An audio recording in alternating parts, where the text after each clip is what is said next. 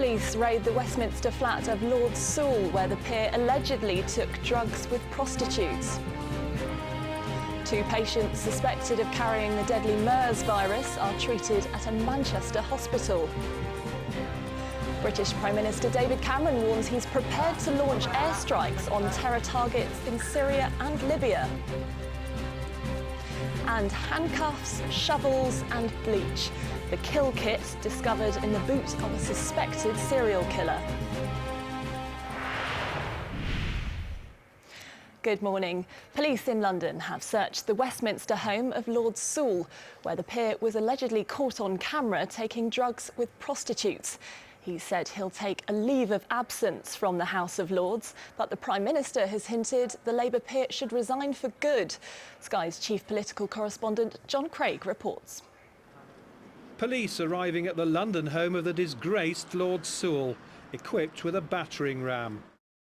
It's alleged he's referring to the cocaine. £200 is also the price of the prostitutes, but the much bigger cost here is a leading politician's reputation. John Craig, Sky News. The grandmother of a 7-year-old boy whose body was found on a building site has told Sky News that it appears he died in a tragic accident. Police and relatives in South Yorkshire spent Sunday night looking for Conley Thompson when he failed to return home after playing at a nearby park with friends. Sky's Gerard Tubb has more.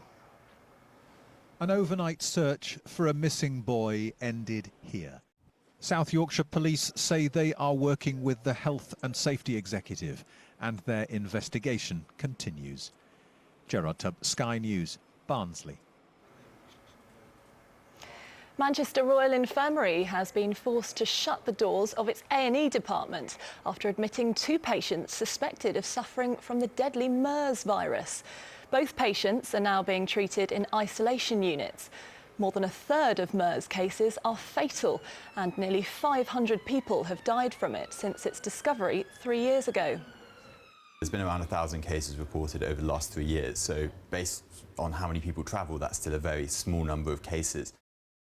David Cameron says he's prepared to launch airstrikes against Islamist militants in Syria or Libya if they pose a threat to the UK. The Prime Minister was speaking in Indonesia, the world's most populous Muslim nation, at the start of a 4-day trade mission. Sky's political editor Faisal Islam is in Jakarta. His report contains flash photography throughout. A 4-day dash around Southeast Asia, beginning in Indonesia.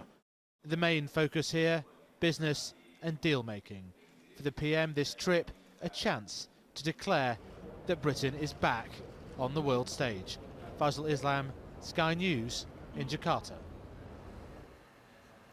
NATO ambassadors are due to hold an emergency session today to discuss the threat Islamic State poses to Turkey.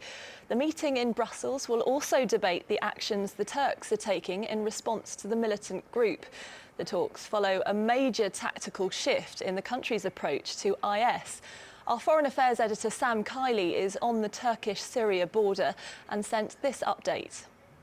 Turkey's been talking about establishing a humanitarian zone inside Syria now for 2 years.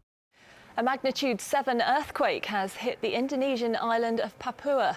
The quake hit Irian Jaya, west of Papua New Guinea. The epicenter is in a relatively rural area. The US Geological Survey says there is no current tsunami warning, though. A Chinese woman has died after becoming trapped in a shopping centre escalator after saving her son. She managed to push the 2-year-old to safety as the platform collapsed, but she was then dragged into the mechanism. 200 people have been forced to leave their homes after a furniture factory caught fire in Sydney. It took 130 firefighters to bring the blaze in the suburb of Yennora under control, but there are remarkably no reports of injuries. Police in America believe a man who was shot dead by a woman he attacked is a serial killer who has murdered as many as 10 women. Neil Falls tried to strangle a female sex worker, but she freed herself and then shot him with his own gun. Sky's Michelle Clifford has the story. It was to this West Virginia home that the man now being named as a possible serial killer came to meet an escort he'd found online.